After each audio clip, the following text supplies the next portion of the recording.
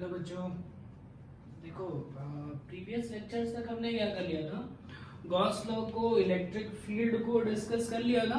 ठीक है, ये आपका पहला चैप्टर था जिसमें आपको इलेक्ट्रिक फील्ड और इलेक्ट्रिक फोर्सेस के बारे में डील करना था। ठीक है, अब उसमें जितना टाइप के क्वेश्चन हो सकते हैं उसकी प्रैक्टिस करिए। सेशन ओपन होने के बाद से क्लासेस में तो हम उस क्वेश्चंस की प्रैक्टिस कराएंगे।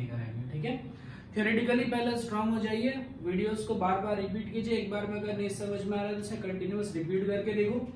ठीक है, और थियरी आपको बाय हार्ट कम से कम याद हो जाए सेशन खुलने से पहले।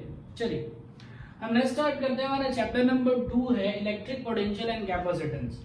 ठीक है, पहले डिस्कशन करना होगा हमें इलेक्ट्रिक पोटेंशियल का। ध्यान से सुनना, क्लास 10th में आपने इलेक्ट्रिक पोटेंशियल पढ़ रखा है। क्लास 10 में पढ़ रखा है इलेक्ट्रिक पोटेंशियल की definition, amount of work done to bring a unit positive charge from infinite to a point is known as electric potential. देखो, इलेक्ट्रिक पोटेंशियल को कहीं ना कहीं डिफाइन करने के लिए तुम्हें किसकी जरूरत पड़ रही है? वर्क की। तो यहां पर हम सबसे पहला जो कॉन्सेप्ट डिस्कस करने जा रहे हैं वो कॉन्सेप्ट डिस्कस करने जा रहे हैं वर्क। ठीक है, ध्यान से सुनिएगा चीजों को, ये कॉन्सेप्ट बहुत अच्छे हैं। Electric potential, work. अच्छा, आपको पता है बेटा, अगर कहीं पर वर्क आ गया तो वर्क डन से हम एनर्जी भी लिख सकते हैं, और वो एनर्जी कौन सी होगी? Electric potential energy. जैसे मान लो ग्रेविटेशन में हम लोग वर्क डन निकालते हैं तो उससे एनर्जी निकलती है, उसे कहते हैं ग्रेविटेशनल पोटेंशियल एनर्जी। ऐसे ही इलेक्ट्रिसिटी में हम लोग वर्क डन निकालेंगे। अगर वर्क आ गया तो वर्क से ही क्या होता है भाई? जो वर्क होती है यही क्या होता है? एनर्जी होता है ना। सिखाया था वर्क ही क्या होती है? एनर्जी। तो अगर आपने वर्क का डेरिवेशन कर लिया तो आपको एनर्जी मिल गई।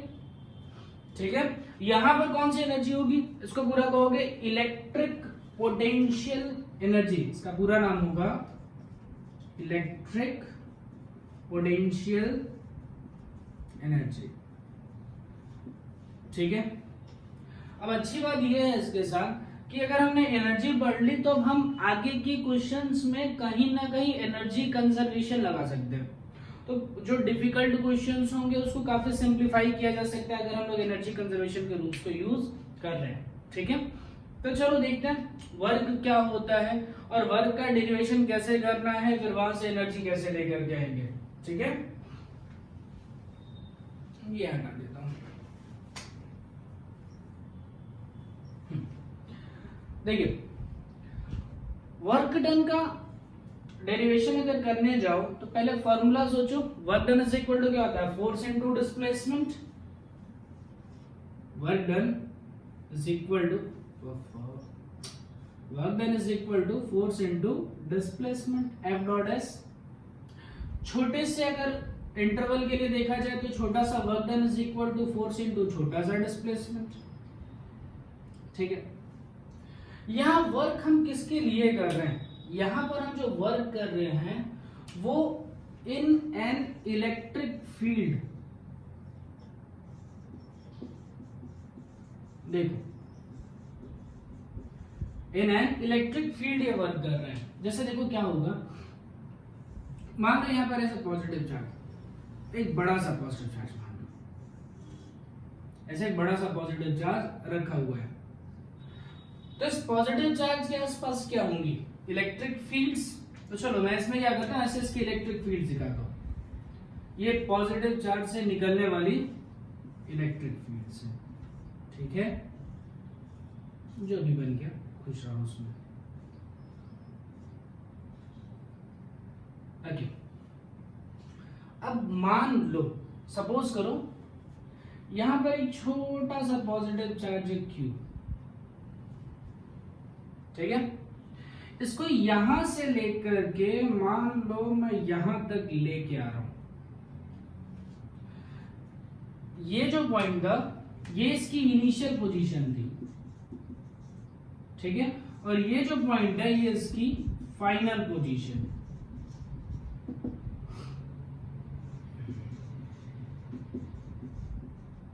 देखो, इसको पॉइंट नंबर 1 मान लो और इसको पॉइंट नंबर 2 मान लीजिए। हम क्या कर रहे हैं, एक बड़ा सा पॉजिटिव चार्ज सपोज किया, उस बड़े से पॉजिटिव चार्ज की वजह से इलेक्ट्रिक फील्ड्स ऐसे निकल रही थी, और एक छोटे से पॉजिटिव चार्ज को यहां से लेकर के हमने यहां तक मूव किया, इनिशियल से लेकर के फाइनल की तरफ हम मूव करके लेके गए। ठीक है। अब देखो ये पॉजिटिव चार्ज है, अगर देखा जाए ऐसे सोचो जरा, एक्चुअल में क्या हो रहा है बेटा, ये थोड़ा पास में आ रहा है। पहले तो देखो इसकी पोजीशन पहले कहाँ थी, इसकी पहली पोजीशन देखी जाए अगर इनिशियल वाली, तो चार्ज से कुछ इतने डिस्टेंस पे थी, देखो ये देख रहा है ऐसे डिस्टेंस थी। अभी जो फाइनल पोजीशन है उसकी डिस्टेंस देखो,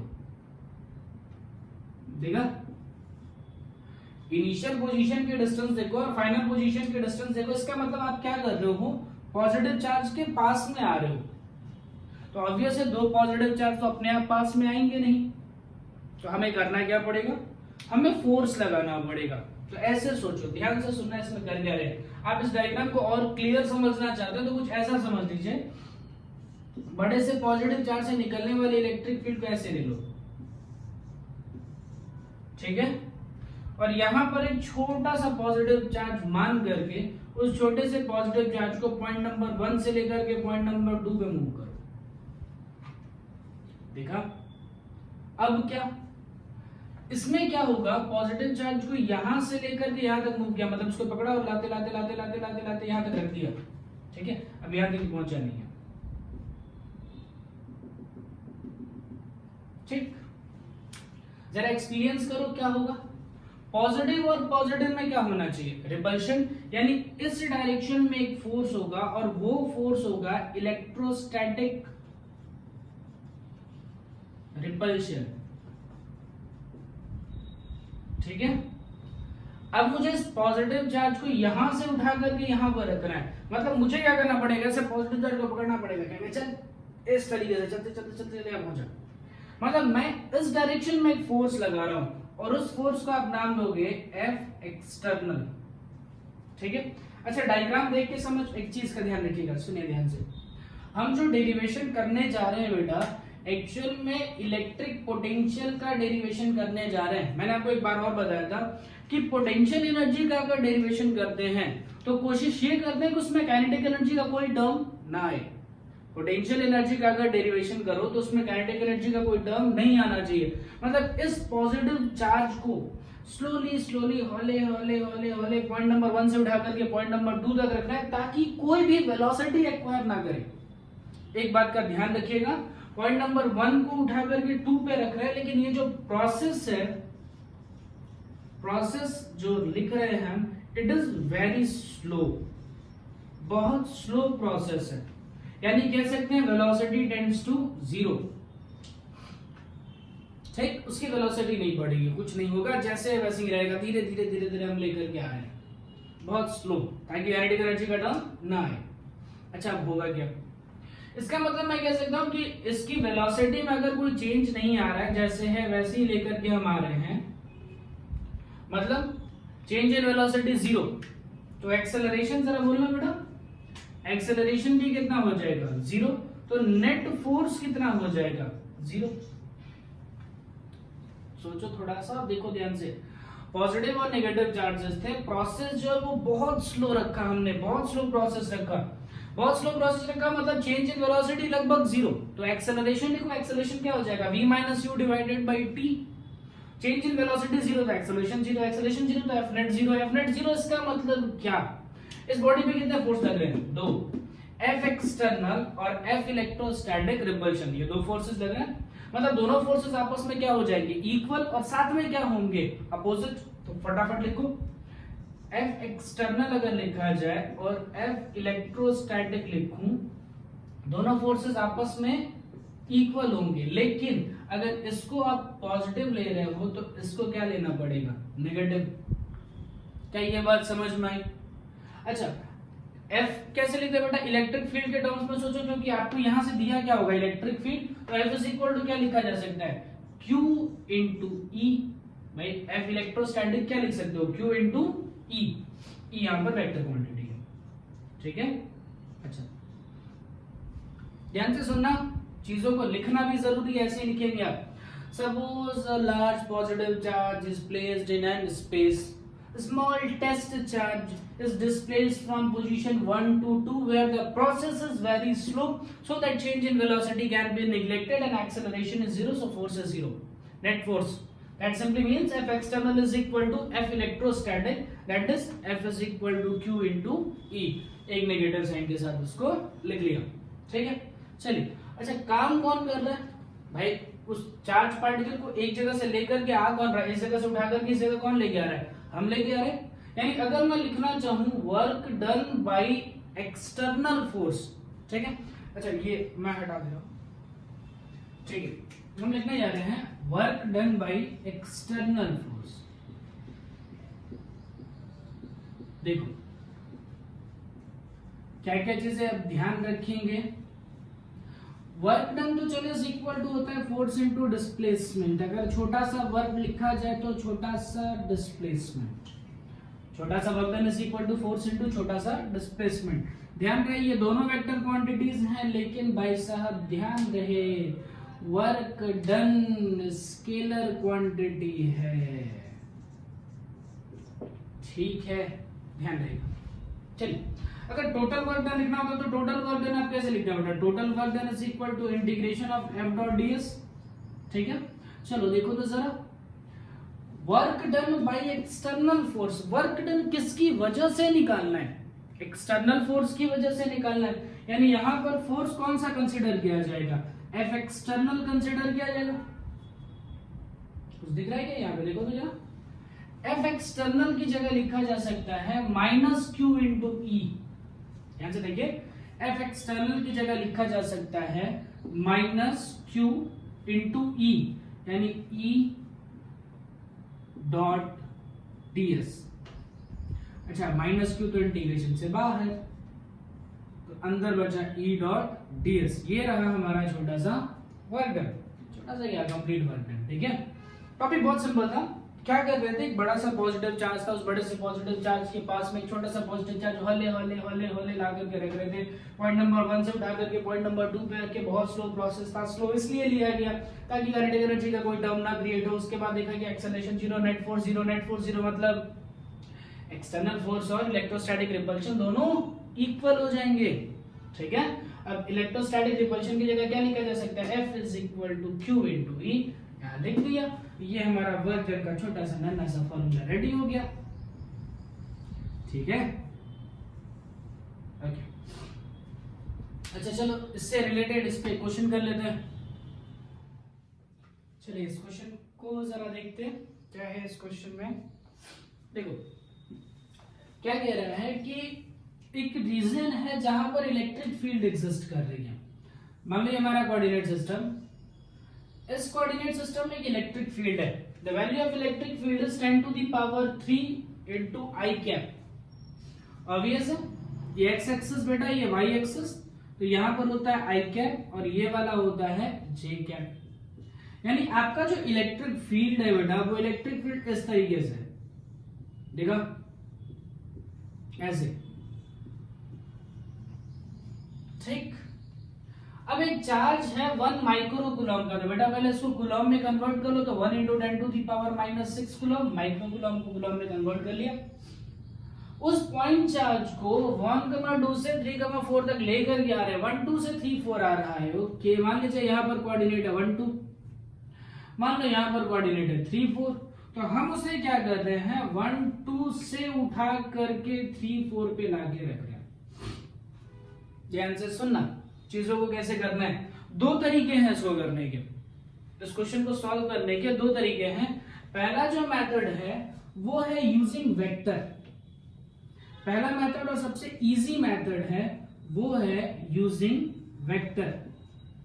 ध्यान से सुनना, वेक्टर क्यों यूज करने के लिए क्यों कह रहा हूं, थोड़ा विजुअलाइजेशन की जरूरत ही नहीं पड़ेगी, फटाफट आंसर आ जाएगा। देखो जरा वर्क डन निकालना मुझे, इसमें कह रहा है कैलकुलेट वर्क डन कितना होगा, तो निकालिए भाई। Work done is equal to क्या होता है -q e डॉट ds, या जो भी आप डिस्प्लेसमेंट के लिए लिखना चाहे dx लिखे तो भी कोई दिक्कत नहीं, ठीक है। ये दोनों कैसी क्वांटिटी है, वेक्टर, और इनके बीच में क्या प्रोडक्ट है, डॉट। ds क्या है, डिस्प्लेसमेंट। अच्छा भाई डिस्प्लेसमेंट चलो चेक कर लेते हैं। ये क्या इनिशियल पोजीशन है और ये वाली कौन सी पोजीशन है, फाइनल। तो डिस्प्लेसमेंट अगर मैं लिखूं तो डिस्प्लेसमेंट क्या होता है, फाइनल माइनस इनिशियल। तो 3 माइनस 1 कितना आया 2, final values minus initial value, 3 minus 1 कितना आया 2, लेकिन 2 कौन से एक्सिस पे x, इसलिए क्या लिखूंगा i कैप प्लस 4 माइनस 2 यानी कितना आया 2, और उसके साथ क्या लिखूंगा j कैप। हो गया क्या अपना काम, बस इंटीग्रेशन की जरूरत ही नहीं है, डायरेक्ट क्या हो जाएगा minus Q E into s, integration करने की जरूरत नहीं पड़ी, तो minus q electric field 10 to the power 3 i cap, और डिस्प्लेसमेंट कितना हो गया 2i प्लस 2j। चार्ज की वैल्यू भी डाली थी, चार्ज की वैल्यू कितनी डाली थी 10 टू द पावर माइनस 6। अच्छा i डॉट i कितना होता है बेटा 1, और i डॉट j कितना होता है 0, मतलब इस वाले का कोई इंपॉर्टेंस नहीं रहा। क्या बन जाएगा देखो 10 to the power minus 6 into 10 to the power 3 into 2 with negative sign, तो कितना आया minus 2 into 10 to the power minus 3 plus 3, ये हो गया साइन माइनस 6 प्लस 3 कितना आया वर्क डन, इतना झूला गया, ठीक है क्या। देखो एक तो ये वाला मेथड हो गया, एक और सेकंड मेथड भी है। सेकंड मेथड भी अगर आप चाहो तो वो ऐसे लिख सकते हो, देखो रिप्रेजेंटेशन ही बदल जाएगा, थोड़ा सा अलग होंगी चीजें। अगर मान लो आपसे कह रहे हैं कि नहीं सर जी नहीं, मुझे इंटीग्रेशन यूज करना ही करना है, तो भी हो जाएगा, कोई दिक्कत नहीं है। चलिए लिखो work done is equal to क्या होता है फोर्स इनटू डिस्प्लेसमेंट, तो छोटा सा डिस्प्लेसमेंट लिखा ds, छोटा सा वर्क डन है, फिर इसी को इंटीग्रेट करना होगा, फोर्स की जगह माइनस क्यू इंटू ई, ठीक है। चलो वो सब देखते हैं, पहले लिखना पड़ेगा ds। ds क्या है छोटा सा डिस्प्लेसमेंट है, बॉडी कहां से कहां डिस्प्लेस हो रही है, क्या बॉडी एक्स एक्सिस पे डिस्प्लेस हो रही है कि बॉडी वाई एक्सिस पे डिस्प्लेस हो रही है, या बॉडी का डिस्प्लेसमेंट दोनों जगह है। देखो कौन से कोऑर्डिनेट से उसको तुमने उठाया 1 2 से उठा के 3 4 में उठा के रखा, मतलब यहां पर बॉडी का एक्स एक्सिस वाला कोऑर्डिनेट भी चेंज हो रहा है, वाई एक्सिस वाला कोऑर्डिनेट भी चेंज हो रहा है, दोनों चेंज हो रहे हैं, यानी उसका डिस्प्लेसमेंट एक्स एक्सिस पे भी होगा और उसका डिस्प्लेसमेंट वाई एक्सिस पे भी होगा। तो डिस्प्लेसमेंट देखो लिखोगे कैसे, total displacement is equal to हो जाएगा डिस्प्लेसमेंट एक्स एक्सिस का प्लस डिस्प्लेसमेंट वाई एक्सिस का, लेकिन डिस्प्लेसमेंट तो वेक्टर क्वांटिटी ऐसे डायरेक्ट तो जोड़ नहीं सकते, तो उसको क्या करोगे वेक्टर एडिशन में लेके जाओगे, तो x के साथ i कैप और y के साथ j कैप। देख लो आराम से, पहले ये चेक करो कि डिस्प्लेसमेंट हो किस में रहा है, क्या सिर्फ x एक्सिस में हो रहा है या डिस्प्लेसमेंट y एक्सिस में हो रहा है। तो डिस्प्लेसमेंट है 1 2 से 3 4 पहुंचा, ठीक है, मतलब इसका डिस्प्लेसमेंट x एक्सिस में भी है y एक्सिस में भी है, दोनों जगह है। तो डिस्प्लेसमेंट लिखने के लिए फिर किसका यूज किया dx और dy दोनों का यूज किया गया। अब डिस्प्लेसमेंट वेक्टर क्वांटिटी है तो आप उसको डायरेक्ट नहीं जोड़ सकते, उसको जोड़ने के लिए आपको डायरेक्शन की जरूरत पड़ेगी। तो i कैप और j के साथ हमने डायरेक्शन लिखा, वैल्यूज डाल दीजिए। चलिए f इज इक्वल टू क्या डाल दोगे माइनस क्यू इंटू ई, तो माइनस क्यू इलेक्ट्रिक फील्ड की वैल्यू कितनी देखो 10 to the power 3 into y cap, ठीक है, इंटीग्रेशन के अंदर minus q 10 to the power minus 3 i cap, और ये पूरा टर्म इंटीग्रेशन के अंदर। ये हो गया इलेक्ट्रिक फील्ड डॉट ds, तो ds क्या है dx के साथ i कैप, dy के साथ j कैप। अच्छा जरा देखो फिर से यहाँ पर i डॉट i की वैल्यू कितनी हो जाएगी 1, i डॉट j की वैल्यू कितनी हो जाएगी 0, यानी ये वाला टर्म तो फिर से निपट गया, कोई दिक्कत नहीं है इसकी। तो बचा क्या minus q into 10 to the power minus 3 तो बाहर आ जाएगा, इंटीग्रेशन के अंदर बचेगा क्या सिर्फ और सिर्फ dx, और i डॉट i की वैल्यू हो जाएगी 1। अच्छा देख लो dx की लिमिट कहां से कहां तक है, तो dx की इनिशियल वैल्यू है 1, फाइनल वैल्यू है 3, तो इनिशियल से लेकर फाइनल तक इंटीग्रेट, यानी 1 से लेकर के 3 तक इंटीग्रेट। देखो y का इंटीग्रेशन नहीं आ रहा है, y वाला टर्म निपट गया था, ठीक है। चलिए मतलब क्या हो गया q की वैल्यू डाल दो बेटा, q की वैल्यू कितनी है 10 टू द पावर माइनस 6, ठीक है, ये प्लस था 10 to the power minus 6 into 10 to the power minus 3, dx का इंटीग्रेशन क्या हो जाएगा x, ठीक है, dx का इंटीग्रेशन अगर x हो जाएगा, x की लिमिट रखिए तो 3 माइनस 2, ठीक है, कितना आ गया 2, और ये हो गया 10 to the power -3, 2 × 10 to the power -3। ये भी वही टर्म आएंगे जिस तरीके से इसका वर्क डन निकाला है, यही वर्क डन ये भी आएगा, दोनों सेम आए। तो आपको जो मेथड यूज करना चाहिए आप वो मेथड यूज कर लीजिए। इसमें भी सेम आंसर आया, उधर भी सेम आंसर आया। मतलब क्या है, इन दोनों कॉन्सेप्ट को देखकर एक चीजें समझ में आ रही है, पाथ से कोई लेना देना नहीं है। ये कैसे इनिशियल से लेकर के फाइनल तक डायरेक्ट इंटीग्रेशन में आ रहे हैं, मतलब ये पॉइंट फंक्शन है, पाथ का फंक्शन नहीं है वर्क डन। ठीक है, सो नोट करो। हाँ भाई देखिए, एक क्वेश्चन अभी आपको स्क्रीन पे डिस्प्ले हो रहा होगा, तो वीडियो को पॉज कर लीजिए और जरा इस क्वेश्चन को ट्राई करिए, फिर इसका सोल्यूशन हम करते हैं। ठीक है, फटाफट ट्राई कर लो बच्चा बेटी। चलिए क्वेश्चन को देखते हैं। क्या क्वेश्चन में ये कह रहा है कि एक रीजन है, एक स्पेस है जिसमें एक इलेक्ट्रिक फील्ड एग्जिस्ट कर रही है। The value of electric field is equal to x + 2y i cap plus 2x के साथ j कैप, और चार्ज जो है वो -10 माइक्रो कूलम का है। पहले बॉडी को O से लेकर के P तक लेके आए, फिर P से Q, फिर Q से O पे। कह रहे हैं कि ईच पाथ पे, हर एक पाथ पे उसको कितना वर्क करना पड़ेगा। ठीक है, चलो पहले हम लोग एक पार्ट को सोचते हैं, अच्छे से सोचते हैं, ध्यान से सुनना। इलेक्ट्रिक फील्ड कौन से रीजन में एग्जिस्ट कर रहा है, एक्स एक्सिस पे, वाई एक्सिस पे, की दोनों? ध्यान से सुनना बेटा मेरे। आई कैप के साथ जो चीजें लिखी गई हैं वो इलेक्ट्रिक फील्ड का एक्स एक्सिस का कंपोनेंट है, और वाई एक्सिस के साथ जैसे मान लो जे लिखा है तो इलेक्ट्रिक फील्ड का ये वाई एक्सिस वाला कंपोनेंट है। यानी कि अगर मैं इलेक्ट्रिक फील्ड लिखूं तो इलेक्ट्रिक फील्ड ऐसे लिखा जाता है बेटा, ई एक्स का आई कैप प्लस ई वाई का जे कैप, मान लो जेड भी होता तो प्लस ई जेड के साथ में के कैप। यानी इलेक्ट्रिक फील्ड यहाँ पे दो रीजन में एग्जिस्ट कर रही है, एक्स एक्सिस पर भी एग्जिस्ट कर रही है, वाई एक्सिस पर भी एग्जिस्ट कर रही है। इस एक्स और वाई को लेकर के कंफ्यूज नहीं होना है। ठीक है, ये पूरा का पूरा इलेक्ट्रिक फील्ड एक्स एक्सिस का है, ये पूरा का पूरा इलेक्ट्रिक फील्ड वाई एक्सिस का है। ठीक है, चलिए देखते हैं पहला पाथ कौन सा है, O से लेकर के P तक। तो चलिए पहले पाथ के बारे में डिस्कस करते हैं, फ्रॉम O टू P। चलिए डिस्कशन लेते हैं भाई साहब। इलेक्ट्रिक फील्ड की वैल्यू कौन सी सेलेक्ट करनी चाहिए? तो देखो, अगर मान लो मैं वर्क डन लिखूं, फॉर्मूला क्या लिखूंगा, -q × E.ds, इसी का इंटीग्रेशन करना होगा। ठीक, देखो क्या तरीका है, सेकंड वाला जो मेथड अभी बताया था, सेकंड वाला मेथड यूज कर रहा हूं। अगर हम O से लेकर के P तक आ रहे हैं तो इसका कौन सा कोऑर्डिनेट है जो चेंज हो रहा है? यहाँ पर तो 0 0 था और इसका कोऑर्डिनेट 2 0 है। अगर आपको थोड़ा सा ध्यान से दिखे तो आप सिर्फ कौन सा एक्सिस में चेंज कर रहे हैं, एक्स एक्सिस में। यानी यहाँ जो डिस्प्लेसमेंट होगा वो डिस्प्लेसमेंट सिर्फ कौन से एक्सिस पे होगा, एक्स एक्सिस पे होगा।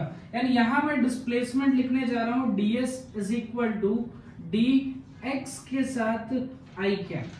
चलिए यहाँ से वर्क डन लिखते हैं। ठीक है, तो वर्क डन के लिए फॉर्मूला क्या हो जाएगा, f is equal to -q E.ds। तो -q ऐसे ही रहने देते हैं। इलेक्ट्रिक फील्ड के इस वैल्यू को देखो लिखना है, ध्यान से सुनिए। इलेक्ट्रिक फील्ड के अगर वैल्यूज को लिखा जाए तो इलेक्ट्रिक फील्ड के दो कंपोनेंट आएंगे, Ex के साथ i कैप और Ey के साथ j कैप। डाल दो इलेक्ट्रिक फील्ड, यहाँ पर रख लेते हैं। चलो इंटीग्रेशन के अंदर लिखो Ex के साथ i कैप और Ey के साथ j कैप। तो ये इलेक्ट्रिक फील्ड हो गई। डॉट ds की जगह क्या लिखोगे, dx के साथ i कैप। ठीक है, अब देखो बीच में डॉट प्रोडक्ट है ना, तो i डॉट i की वैल्यू कितनी हो जाएगी 1 और i डॉट j की वैल्यू कितनी हो जाएगी 0। मतलब ये वाला टर्म निपट जाएगा। आपका वर्क डन देखिए कितना है, लिख रहा हूं यहाँ नेक्स्ट से देखो। तो work done is equal to आएगा -q Ex के साथ i कैप डॉट ds के साथ i कैप। तो i डॉट i तो 1 हो गया, बचा क्या Ex बचा और उसके साथ में बचा ds। ठीक है, ओके चलिए ds जो है, ds की जगह पे काम करो, डायरेक्ट आप dx लिख दो तो भी इजीली हो जाएगा, डायरेक्ट dx ही कर दो। इलेक्ट्रिक फील्ड x एक्सिस में और उसके साथ क्या dx। चलो इलेक्ट्रिक फील्ड वाई एक्सिस में उसके साथ जे कैप है और ये आई है, तो आई डॉट जे कितना हो जाएगा 0, मतलब इसको लिखने की कोई जरूरत नहीं है। यहां तक की बात क्लियर होगी। अब चलो देखते हैं इसमें क्या करना है। इलेक्ट्रिक फील्ड एक्स एक्सिस का, तो इलेक्ट्रिक फील्ड एक्स एक्सिस का ये है बेटा x प्लस 2y।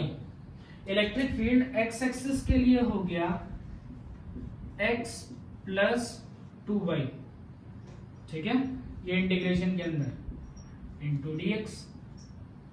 चलो जरा आगे देखते हैं, यहां पर स्टडी करते हैं पूरे पाथ को। देखिए पूरे पाथ में y की वैल्यू पहले भी 0 थी, y की वैल्यू अभी भी 0 है, यानी इस पूरे पाथ में अगर हम चेक करें तो y की वैल्यू हमेशा कितनी रही थी 0, लेकिन x की वैल्यू देखो, x की वैल्यू 0 से स्टार्ट हुई थी और 2 तक पहुंची थी, मतलब x की इनिशियल वैल्यू चेक करो तो वो आएगी 0, लेकिन x की फाइनल वैल्यू अगर चेक करें तो वो आएगी 2। यहां तक की बात क्लियर हो गई। x की इनिशियल वैल्यू चेक करो, फिर x की फाइनल वैल्यू को चेक करो, तो x की इनिशियल वैल्यू आएगी 0, फाइनल वैल्यू आएगी 2। वैल्यूज यहां डाल दीजिए, y की वैल्यू 0 डालो तो ये तो पूरा टर्म निपट जाएगा। तो x dx का इंटीग्रेशन क्या हो जाएगा x² 2, तो माइनस q, ये हो जाएगा x² डिवाइडेड बाय 2, ठीक है।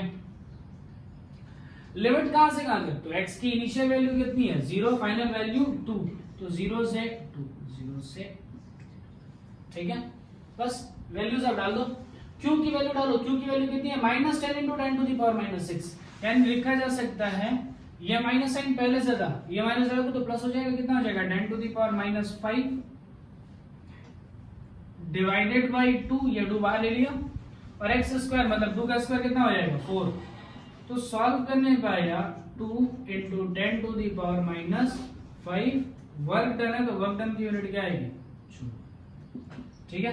ये पहला पार्ट कवर हुआ, ठीक है। चलिए दूसरा पार्ट इसका कवर करने की कोशिश करते हैं। चलो सेकंड जो पार्ट है वो कौन सा है, हम P से लेकर के Q पे मूव कर रहे हैं, ये सारा निकाल दो। देखो स्टडी जो हमें करनी है, अब ईच पार्ट में सेकंड पार्ट था आपका P2, फिर वैसे ही सोचना, ये पूरा का पूरा क्या हो गया इलेक्ट्रिक फील्ड एक्स एक्सिस का, ये पूरा क्या हो गया इलेक्ट्रिक फील्ड वाई एक्सिस का।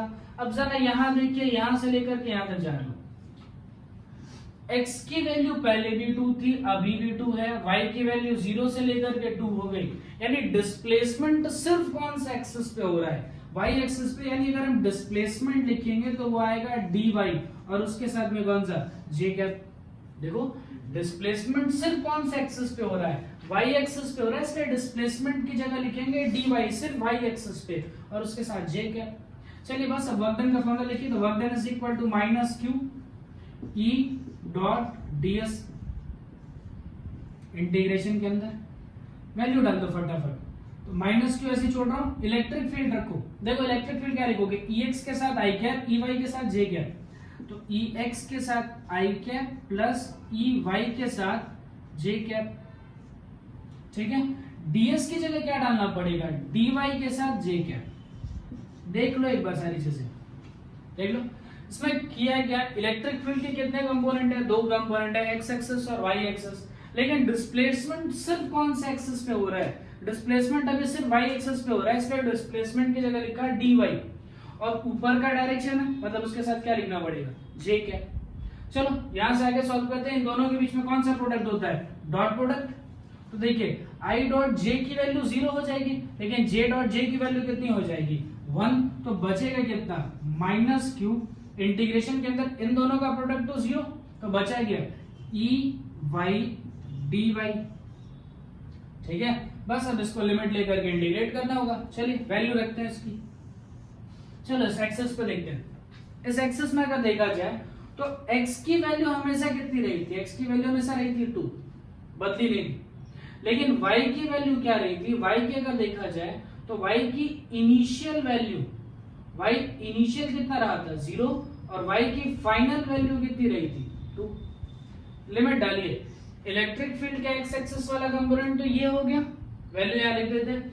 वर्क डन कितना है बेटा -q, electric field y axis का यानी 2x के साथ में j कैप को निपटा दो, कितना आया 2x डी वाई इंटीग्रेशन के अंदर वेरिएबल कौन सा है, वेरिएबल है y, तो 2 भी कांस्टेंट x भी कांस्टेंट, दोनों इंटीग्रेशन से बाहर आ जाएंगे, तो minus Q multiplied by 2x और इंटीग्रेशन के अंदर बचा dy।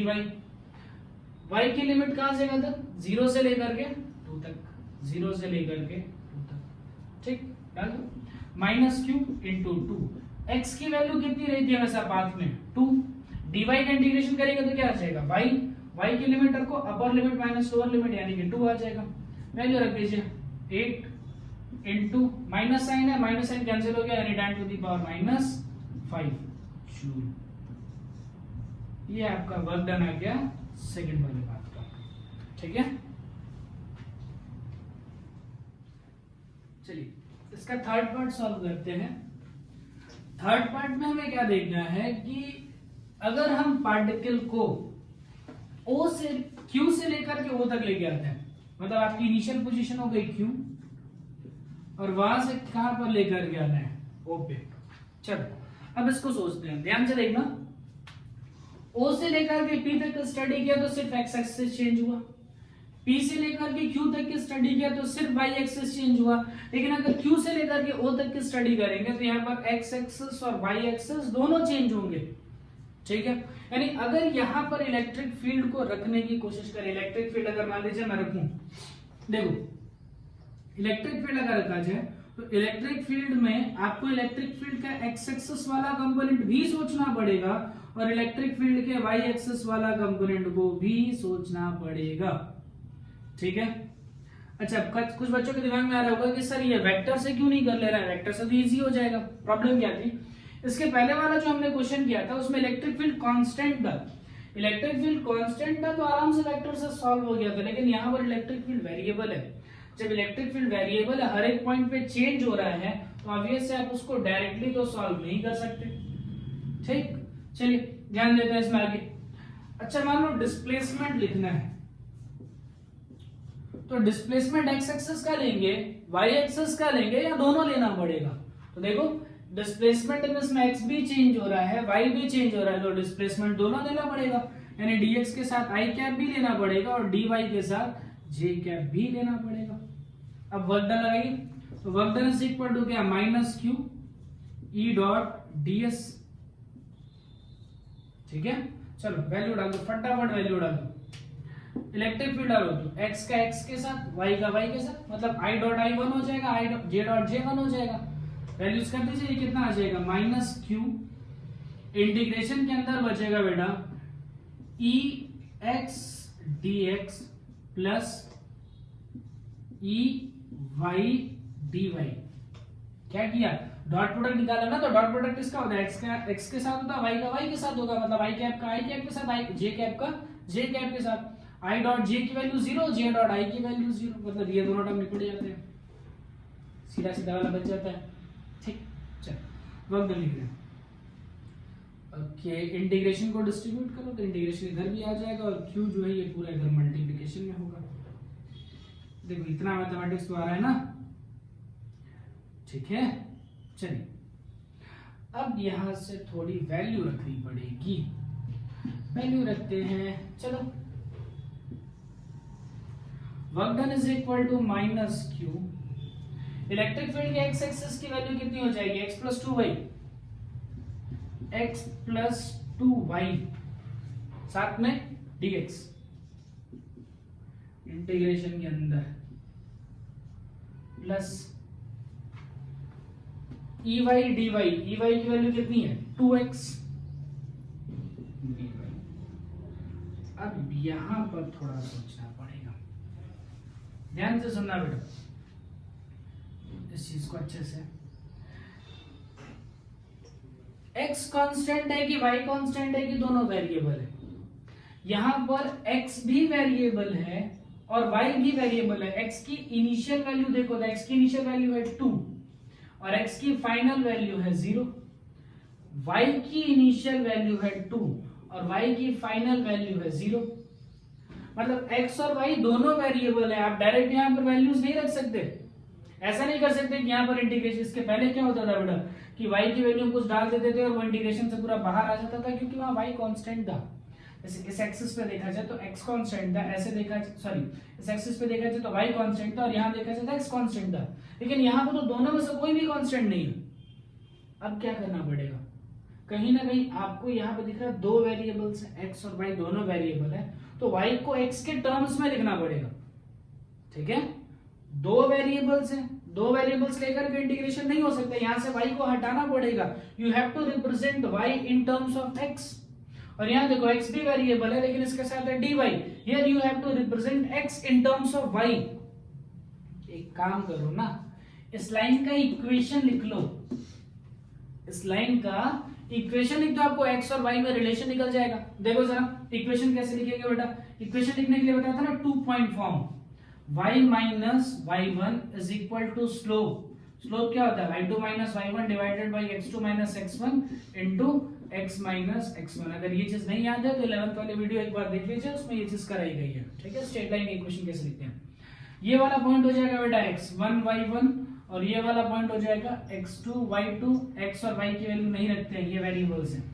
ठीक है, वैल्यू डालो तो फटाफट, ये हो जाएगा y माइनस 0 यानी बचेगा y is equal to y2 minus y1, 2 minus 0, 2 minus 0, ये भी 2, ये भी 2, और x माइनस 0 निपट गए, यानी इक्वेशन क्या बना y is equal to x। डाल दो तो जरा, कितना इजी हो गया। देखो ये y is equal to x डालो तो ये कितना हो जाएगा 3x dx, तो work done is equal to आया माइनस q 3x, और उसके साथ में क्या लिखना है dx। इंटीग्रेशन इसकी करनी पड़ेगी, अब यहाँ पर सिर्फ x वेरिएबल है तो x की लिमिट कहां से कहां तक है 2 से लेकर के 0 तक, तो 2 से लेकर के 0 तक, प्लस यहां पर डाल दो तो 2 बाहर आ जाएगा, अंदर क्या बचेगा y dy, और इसकी लिमिट भी कहां 0 से लेकर के। ठीक है क्या, चलो इसे इंटीग्रेट कर लेते हैं, ये सारी चीजें हटा दे रहा हूं, लगभग ठीक खत्म।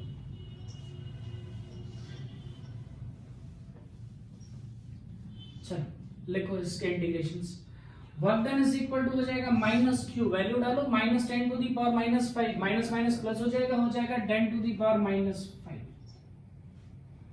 3 इंटीग्रेशन से बाहर, x का इंटीग्रेशन क्या हो जाएगा x square by 2, x dx का इंटीग्रेशन क्या हो जाएगा x स्क्वायर बाई 2, तो x स्क्वायर बाई 2, और इंटीग्रेशन से पहले से हमने 3 बाहर निकाल रखा था।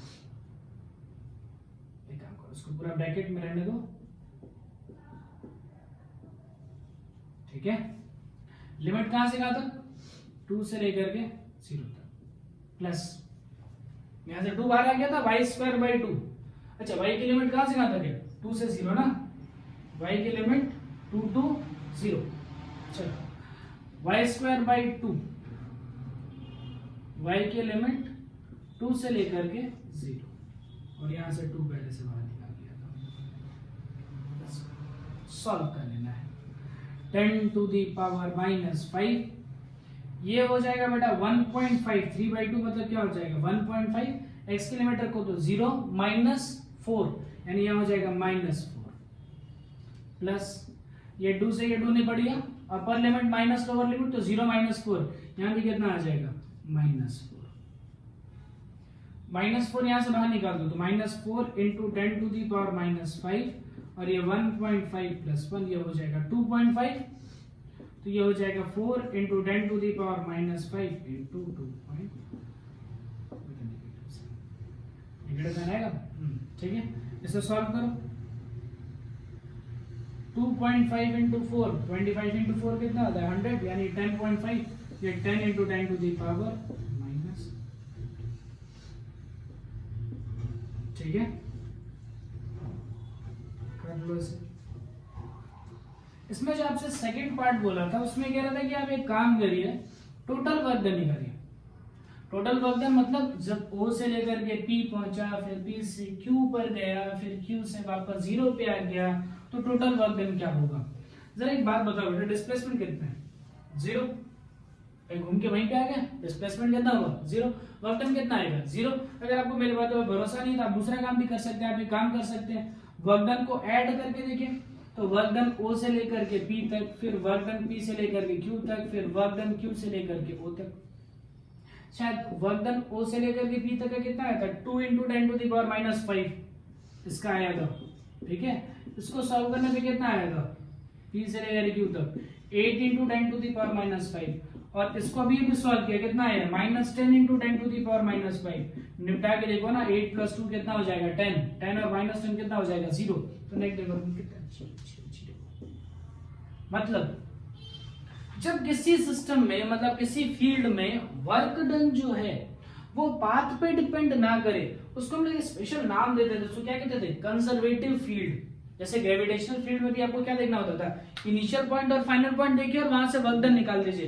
इस क्वेश्चन को कराने के पीछे के दो लॉजिक्स थे। एक तो पहले ये किस तरीके से आपको इलेक्ट्रिक फील्ड्स को डील करना है, दूसरा क्या है, दूसरा ये है कि अगर कहीं पर आपको वर्क डन निकालना है तो ये पाथ को मत देखो, इनिशियल देखो, फाइनल देखो, वर्क डन कैलकुलेट कर दो, ठीक है। चलिए आगे चलते हैं।